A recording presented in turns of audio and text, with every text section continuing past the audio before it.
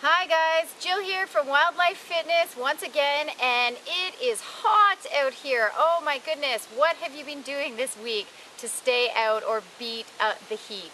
It has been amazing weather. Maybe not so much if you're working out in it, but there are ways to make that better for yourself. So today we're going to talk a little bit about the heat and the importance of exercising in the heat. I know usually you would think you want to get out of the heat and go into an air-conditioned space, but this is Tough Mudder and you're running outside, so you've got to really get used to running in the elements. Because your race could be at noon and it could be the hottest day of the year during your race, or it could snow. You never know. It's Canada. What can you expect? So there are a few things that are really important when working out in the heat. Building up a tolerance for heat is very, very important. When you head out in a hot or a muggy day, grab a hat and put on your sunscreen. That would be your first step.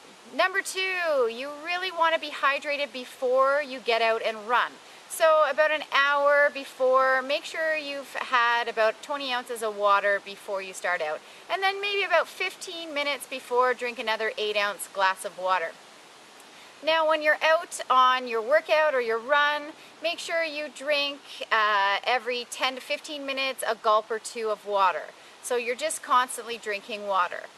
If you find you're experiencing cramps or dizziness or nausea, that is your body possibly heading into heat exhaustion, and that can be very dangerous. So listen to those warning signs of your body and take it easy, or grab water, make sure you're hydrated.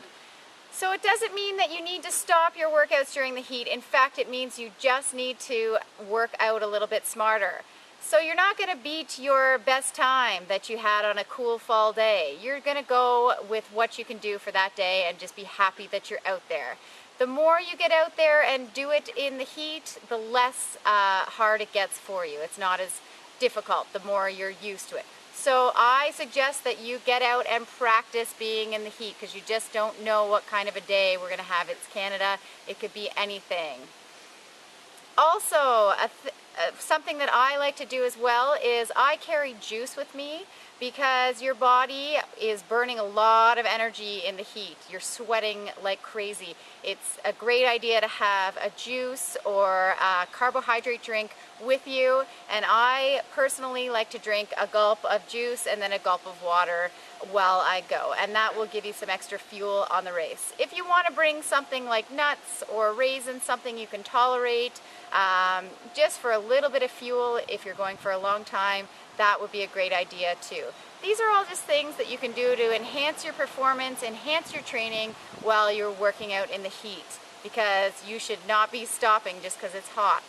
And then of course, while you're running, please bring extra water and put it on your body. So I like to put it on my neck and on the back of my neck, on the top of my head, and then down my arms, and that tends to cool you off, and that becomes much more comfortable while you're working out in the heat.